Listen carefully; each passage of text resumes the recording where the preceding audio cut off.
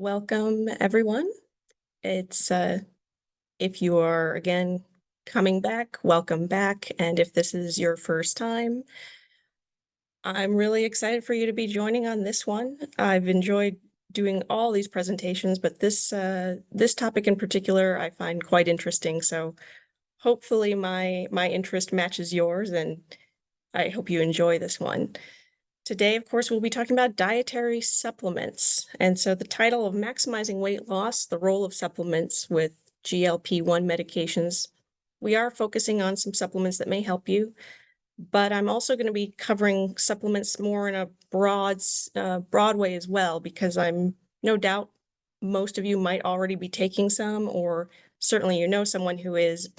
While I was doing some additional research for some up-to-date information on this topic, I couldn't nail down an exact number, but there's an estimation between 20 to 70% of Americans, which is a pretty big range, are taking one or more supplements. I would say about half, certainly. Most people I work with are taking one or two. I have also worked with people who take upwards of 20. So this is a particularly interesting topic, and let's move on and see what you think. So again, this is the mantra I tend to start out with, but with a little twist. Remember, the quality of your calories matter. The quality of your supplements matter too, though. So it's important to think of both of those topics. What we'll cover today, of course, I will define what a dietary supplement is. There is a very specific definition set out for that. When they may be helpful. Also, types of supplements that might be useful when using a weight loss medication. And also, I want to cover the importance of being, say, a supplement skeptic, if you will. And throughout discussing that, I will touch on a couple red flags and as well as green flags, because there are certain signals that would suggest that these supplements are good choices or safer for you. And some brands that I trust currently, because chances are, even after talking about all of this and what have you, I imagine you might be interested in what would I recommend or what would I take. And so I wanted to make sure to give you a list. It's not comprehensive, but it's a good starting point. And then, of course, we'll take your questions. And so I look forward to all of that and maybe even some engaging discussion. So, dietary supplements defined. This is a very, I suppose you could say, strict definition. It was established basically by the Dietary Supplement Health and Education Act in 1994. And so it is a product that is intended for ingestion. So it's not something you put on your skin. It's not something you inject. It's actually consumed in some way that contains a quote unquote dietary ingredient intended to supplement the diet. So dietary ingredient can mean various things, such as vitamins and minerals, which we're all familiar with, as well as herbs and other botanicals, proteins, amino acids, probiotics, as well as enzymes. So no doubt you've seen all of these on the sort of in the pharmacy area on that count in the little aisles there, all those types. And that's why you can sometimes see teas in there as well, because certain types of herbal teas, they can call those supplements depending on what the indication is. So it can be in a pill form, probably the most common form, as well as chewable or a gummy, as well as a liquid, powder, or even foods like protein bars, things like that. It must have the term dietary supplement, or I put in parentheticals here, nutrient, so iron supplement or zinc supplement on the label. So the labeling instructions are fairly strict, but we'll talk about where it's not quite as strict here in a little bit. So when can supplements be helpful? In general, people take them for health maintenance or prevention. And so that's one of the large areas that people tend to cover. And things like vitamin C, you'll see people take before they get on, say, a plane, because they feel that that helps with their immunity. And so that's probably the main reason that people are focused on that. But it can also be a useful tool to address nutrient deficiencies, so which can come from malabsorptive conditions, If you have a history of bariatric surgery, many of those lead to malabsorption of certain vitamins and minerals. Lack of dietary variety. There was a case, I can't remember how long ago, but of a student, I believe a college student, who ate such a bland diet, he actually ended up with scurvy, so vitamin C deficiency. And that was modern day. So it's not quite as common, but with a lack of variety, then you can run into that risk. And then in obesity, there actually has been evidence of deficiency or inadequate intake. And so it's more frequently found, such as the vitamins A, E, and C, as well as vitamin D, B vitamins, iron, zinc, calcium, and magnesium. So sometimes there are people with obesity that are already presenting with some deficiencies, and say they go and get bariatric surgery, then there might be this losing battle. And so it's always nice to try and address deficiencies beforehand, but that can be something more frequently found. Also, micronutrients of public health for all adults. It seems that many adults have a risk of running low or being, I don't want to say necessarily deficient, but running low on vitamins A, E, C. D is very common, again, especially with where we are here in Indiana. Iron tends to be frequently inadequate for some women, and other vitamins and minerals like zinc, calcium, magnesium, and B vitamins. It does depend on the person, but those are all of a public health concern. So if you're specifically on a weight loss medication, what supplements might you need? Well, if you've been with me since day one, we talk about protein a lot, and because your appetite may be less, then protein powders, protein bars, or ready to drink can be a very useful tool, again, to get in more protein without adding in a whole lot of bulk or having to look at a whole plate of a giant steak or something, which might not seem so appetizing. Also fiber, because if there's any digestive issues while on a weight loss medication, then you might be dealing with constipation or diarrhea. So insoluble fiber can help prevent constipation, and soluble can help prevent diarrhea. Multivitamins, so they can sort of bridge the gap of a little bit of inadequate nutrition intake here. And so chewable versions tend to be better tolerated because you don't have to have that pill sort of sitting in your stomach, which if your stomach is emptying more slowly, which also can happen with these medications, that just might be an unpleasant feeling. So chewable vitamins might be helpful. And you might be wondering, why did I put not gummies? So there are some companies that are doing a better job. I believe Alive might be one of them. I'll have to double check. I'll double check myself on that. But gummies are notorious for losing their potency very quickly, but also it's sort of an inconsistent amount of vitamins because frequently it's a candy base and then it's sort of sprayed with the multivitamin blend. And so one gummy over here might have a whole lot of vitamins and another one over there might not have a whole lot. So you can't really, you're playing more of a guessing game. So that's why I tend to shy away from gummies in general. Vitamin D, you may also need. I most likely need it as well. And up to 1,000 or 2,000 IUs a day is usually sufficient for most people. And vitamin D helps you absorb calcium. And so calcium, if you need to take that, you do. This is a bit of advice. You don't want to take any more than 500 milligrams at a time. Your intestines really can't absorb more than that at any given time. So typically you'll want to split up the doses and also take separately from a multivitamin or iron supplement, because those types of supplements will sort of arm wrestle the calcium for absorption. So if you want to maximize the absorption, if you're running low on calcium, then that's something you want to take into account. And other supplements, B vitamins may be useful, iron, vitamin A, as well as healthy fats and magnesium. I did put in the bottom corner there, though, that supplementing with individual nutrients might not be necessary, really, unless a deficiency is confirmed. And again, we can touch on that a little bit more coming up, but essentially, if you're not deficient, adding more doesn't necessarily give you any advantages. In fact, there may be a slight risk of having side effects from doing too much.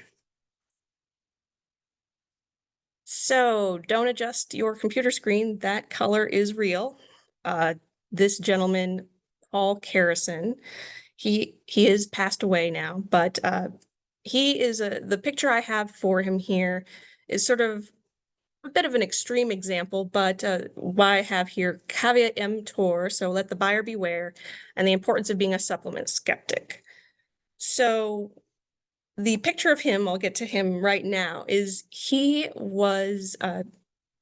used this blend of colloidal silver, which he drank, and I guess he also would rub a silver product on his skin, but consuming it, drinking it enough can lead to this condition that he had called argyria, which is essentially a permanent skin color change to about a bluish tint.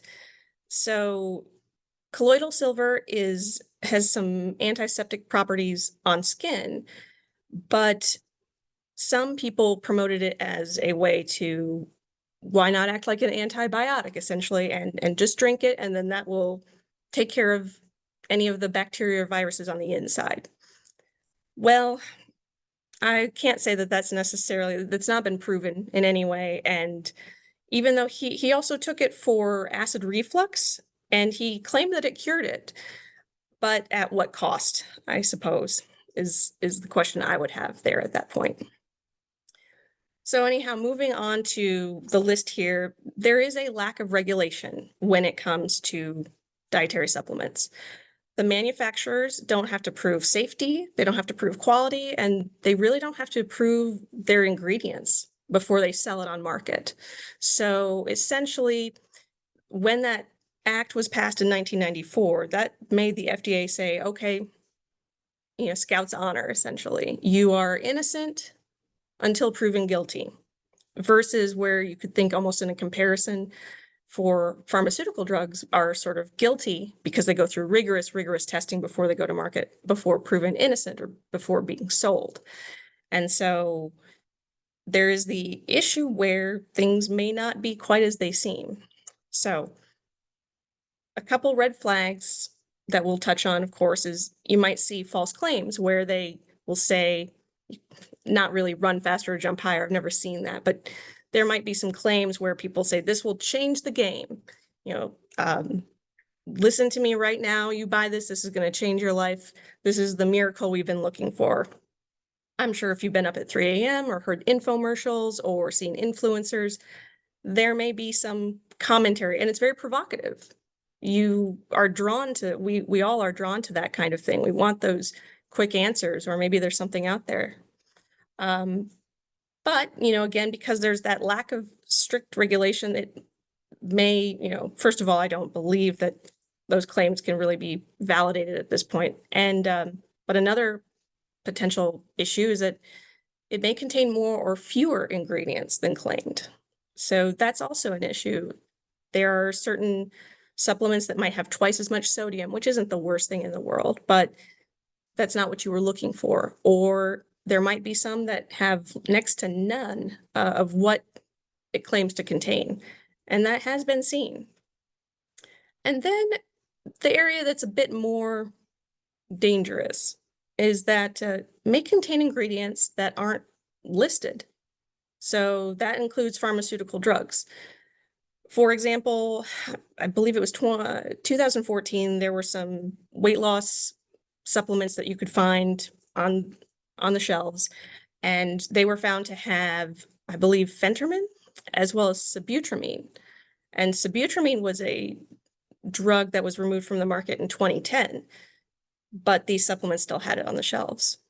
More commonly also is that male enhancement supplements that market themselves as, being an enhancement supplement that's based on herbs alone, they will oftentimes find traces or maybe more of the ingredients that would go to Viagra or Cialis.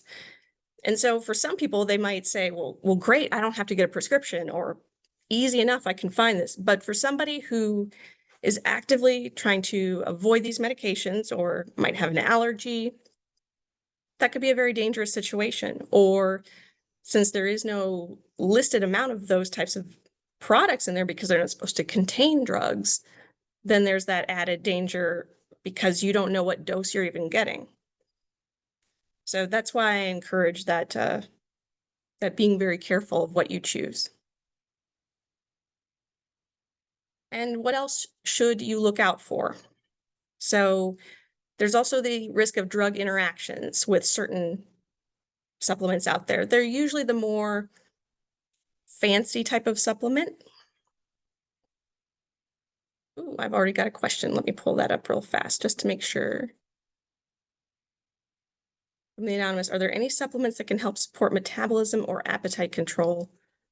Or would you just stay away from these if you're on a weight loss injection?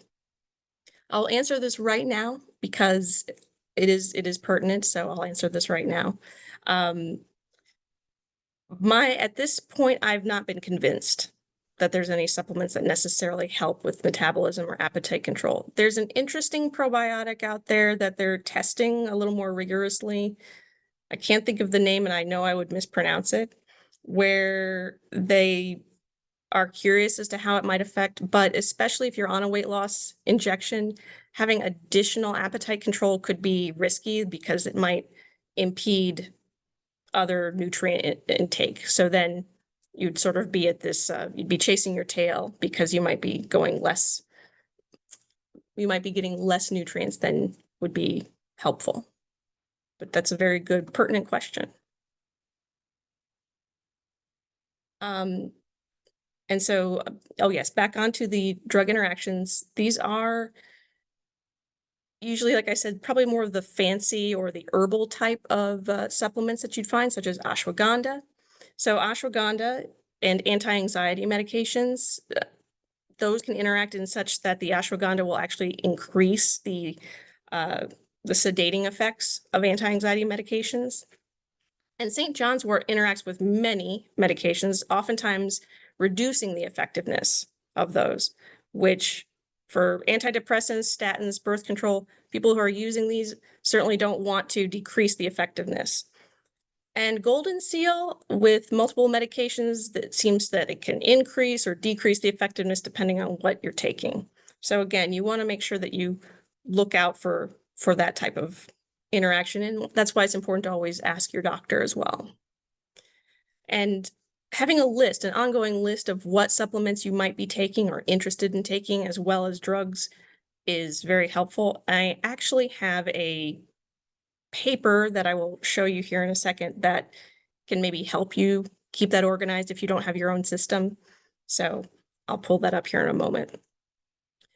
Also, and this I addressed a little bit when I was talking about hair loss and supplementation, the risk of getting toxic levels of certain nutrients if taking multiple supplements, or if you already have them in sufficient amounts. So the biggest ones that can have some risks of going excess are the fat-soluble vitamins, like A, D, E, and K. But there are some issues with some of the B vitamins too. Granted, it tends to have to be a bit more than what you would likely take, but it does exist. And then minerals like calcium or zinc, magnesium, selenium, and iron. So it is possible to go in excess. And as I mentioned earlier, there have been people where I see them take up to 20 supplements at a time, because if you can think, I'm sure you can imagine, you're taking your multivitamin, but you're also taking something that you heard was good for vision. And then you're taking something that might be good for, trying to think, for your, not necessarily sleep, but maybe, because sometimes people will put magnesium in that. And so you add on more and more.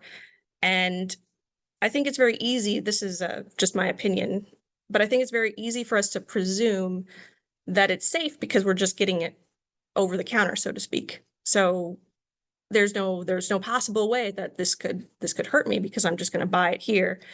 But there's the possibility that you're just getting too much. And so that's always something to think about.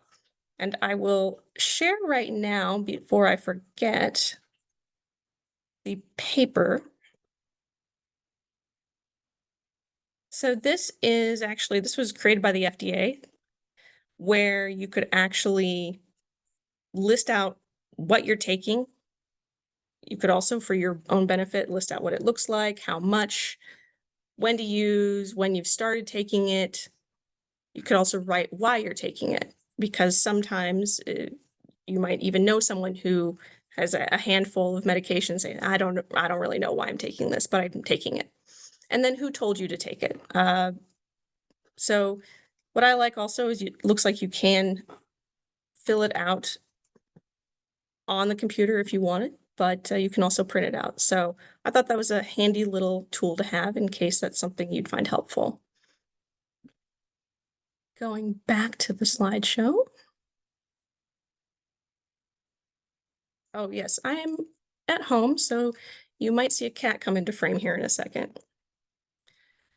All right, so now, after I've thoroughly scared everyone with all of the bad news, I suppose, or all the risks, I think it's important to also talk about green flags, because there are some valid, decent products out there, and there are some companies that are doing the right thing, and I think that's important to mention too.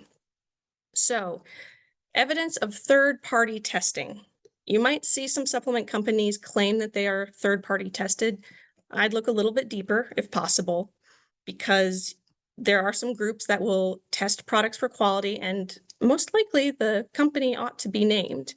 So they will test for the quality and ensure, essentially, does it contain what it says? And some groups will also test other measures. So the company that I have a subscription to, the consumerlab.com, because I actually think their information is fantastic, because they look to make sure that the product disintegrates in a good enough time so your body will actually absorb it, and will check to see if it's essentially made according to good manufacturing practices, excuse me, which is this list of practices of, how to create something that's safe and reliable.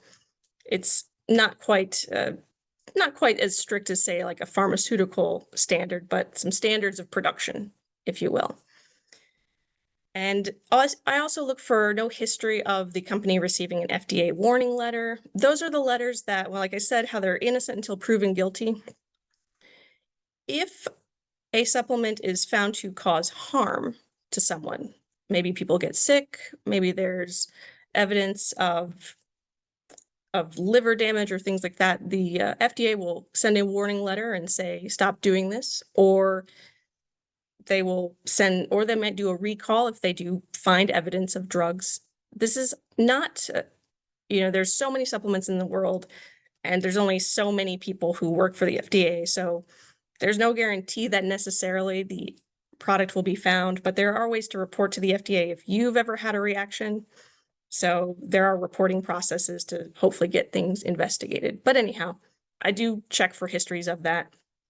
And then I do check for reputable brands, because like I mentioned, there are brands that I think do a generally good job, and that they want to create something that will be beneficial.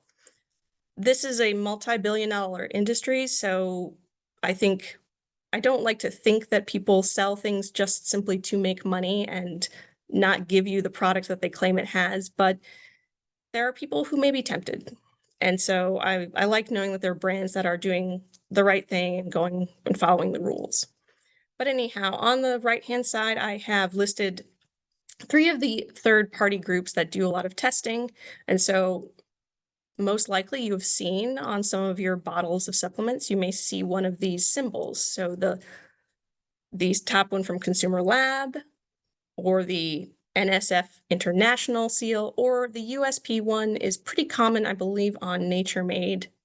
And so each one of these will have their symbol, so you can see whether or not they've essentially voluntarily gone through this process.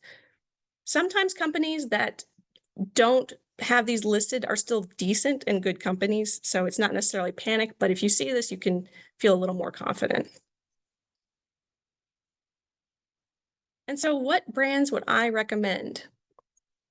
So for protein, I've listed out here quite a few that have tested well. Again, I use the Consumer Lab, so I looked for items that have recently passed their testing.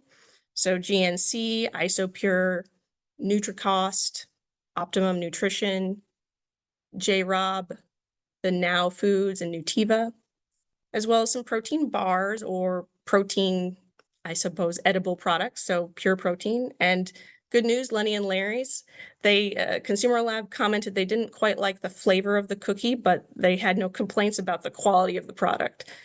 Quest, the Pro Bar, as well as Kind bars.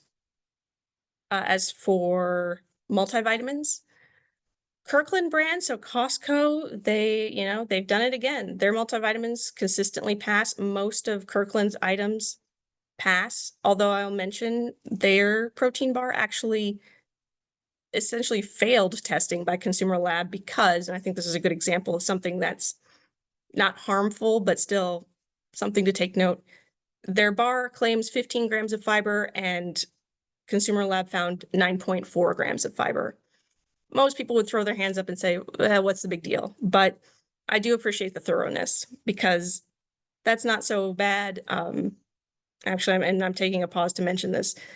Things like that, when people ask me if I think the supplement is good or bad, I say, well, it's certainly not harmful. You might not be getting everything you want out of it. So there might be harm to the pocketbook, right? So I say, you could take it, not take it. Here's what I've seen. If I do see something is actively potentially dangerous, that's when I speak up and I say, not only are you potentially wasting your money, but you might be harming your health. And so those are ones that really make me take notice, things that have excess heavy metals in it, such as lead, which they do find from time to time, or excessive amounts of minerals like selenium, which we discussed last week a little bit. Too much can be harmful to essentially your hair, could cause to hair loss. And so I pay attention to those and I try to warn people. But then there's the supplements that are good. So I have sort of a gradient on what I consider good, bad, and somewhere in between. But anyway, also there's Solgar. And I did want to mention Flintstones. It's a chewable multivitamin. It's easy to find. It doesn't match perfectly for what adults need necessarily, but they do give an advised amount that adults can take. And so those are easy to find and they pass consistently.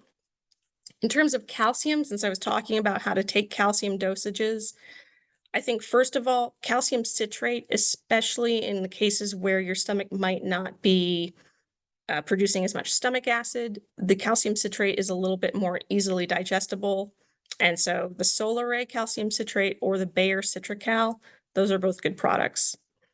And then finally, for other supplements, sort of painting with a broad brush here, these are companies that are consistently passing tests. They're not necessarily perfect. I've found a few of them will say, oh, it had, again, like 70% of its claimed B12 or something like that. But Nature's Way always passes the test practically. Kirkland is, like I said before, does very, very well. Same for Garden of Life. Life Extension does very well, and Nature's Bounty. And again, this is not a comprehensive list. There's plenty more out there, but I wanted to give you sort of a starting point on that. And with that, I think it is time to go to your questions, if anybody has some. I hope I hit on all the high points. There were so many areas I wanted to talk about that I tried to cover as much as I could.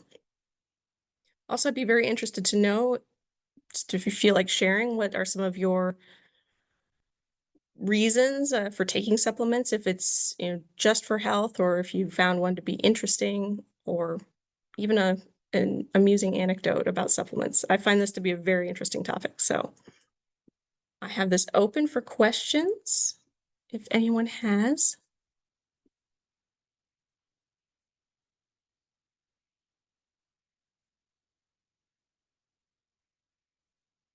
Okay. Let's see if I can open this up. Do I take any supplements? And if so, which ones do I take? I don't take any, and so I know that must seem like I'm a supplement hater, but I don't actually take any. I have, I guess I would say, guinea pigged myself on certain ones that I find interesting or intriguing. Like I mentioned, there was that probiotic, which I'm not gatekeeping. In fact, I should try and look it up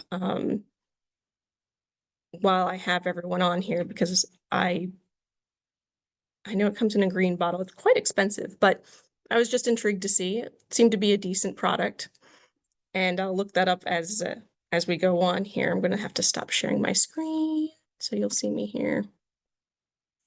Um, I have also taken, just so you're aware, I have taken iron in the past when it seemed like my iron was a bit low, and I have taken a multivitamin, but I will mention that for me, it gave me some nausea. If you take it at night, it tends to help with that, but no, I don't. I do think they do have their place, but it sort of depends. And no, undoubtedly, because of it being winter, I will most likely have to go to a vitamin D supplement at some point here. And that would lead me to taking probably Nature's Bounty or, yeah, probably Nature's Bounty. I've been consistently impressed with them.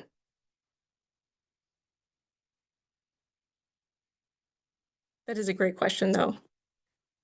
And I'm glad you asked.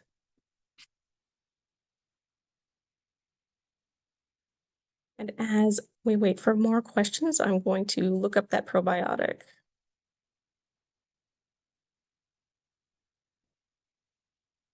Ah, yes, okay. It's made by Pendulum Health. And so their probiotic they're really interested in is one called Akkermansia. And so they essentially got a patent on it, which I don't know that I fully agree with, but I can understand.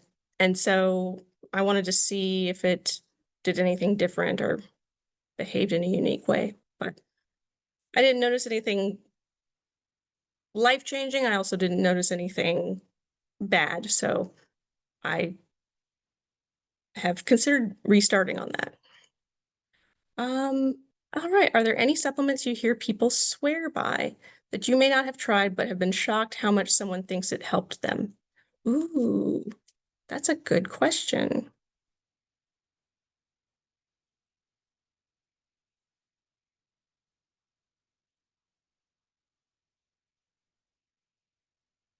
I know I have. I'm just trying to think of of what it was exactly. Um, I know there are some people who really, what are the ones that I've seen the most joy? I do know one physician who she is taking very, very high levels of B12. I don't know that I could necessarily get behind that, but she swears by it. There are, let's see here, trying to remember. There was one person who I had to sway away from taking too much selenium, and in the end, he was grateful for that. Um,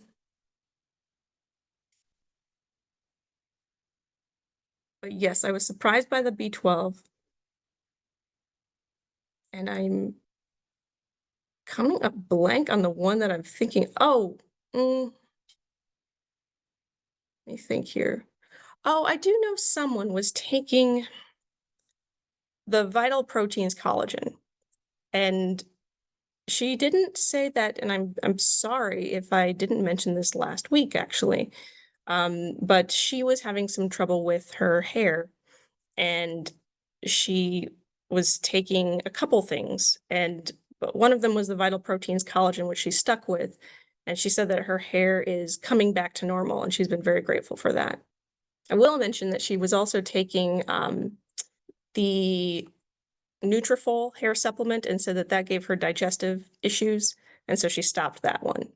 And that actually makes sense based on how many items are in that, but yes, so she was still taking the collagen and she felt that that helped her quite a bit, which made me very happy, because hair is a very personal thing.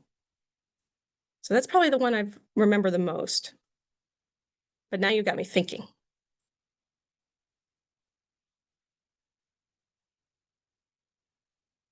Are there any other questions that come in unto mind?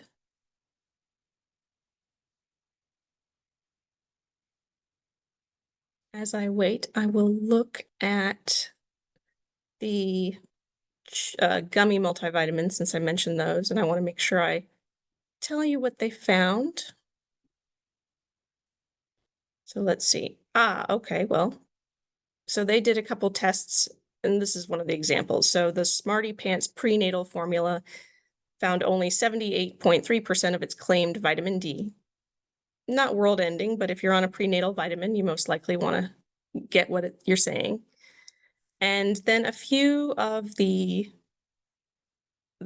remaining ones were the Ollie Kids multi-gummy worms had 190.4% of its claimed folate.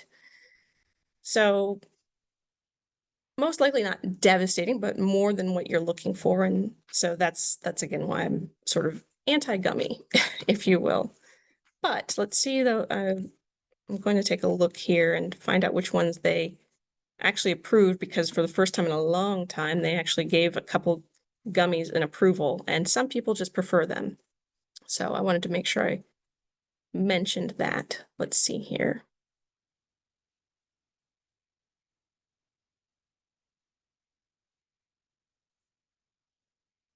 Okay, yes. The Nature's Way Alive Zero Sugar Women's Gummy Multivitamin, strawberry flavored, if that matters. That one had what it said it had, and they approved that one. Seems to be the main one that they approved. So they do exist, and manufacturers are getting better about it, but I did want to mention that.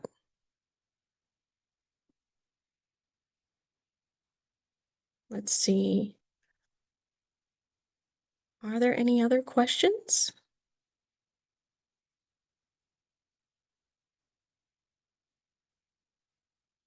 Well, I know we have actually gone further than a half hour, which this is allotted for a full hour, but I always like to make sure that I'm there for anyone. And again, like I tell everyone, if you have a question that comes up later or have any concerns and would prefer to either ask this afterwards, please reach out to the Premier Weight Loss staff. They will make sure to forward on the information to me, and I'll be happy to answer that. But I hope you all had as much fun as I did, and I hope to see you again in the next coming weeks. Have a lovely evening.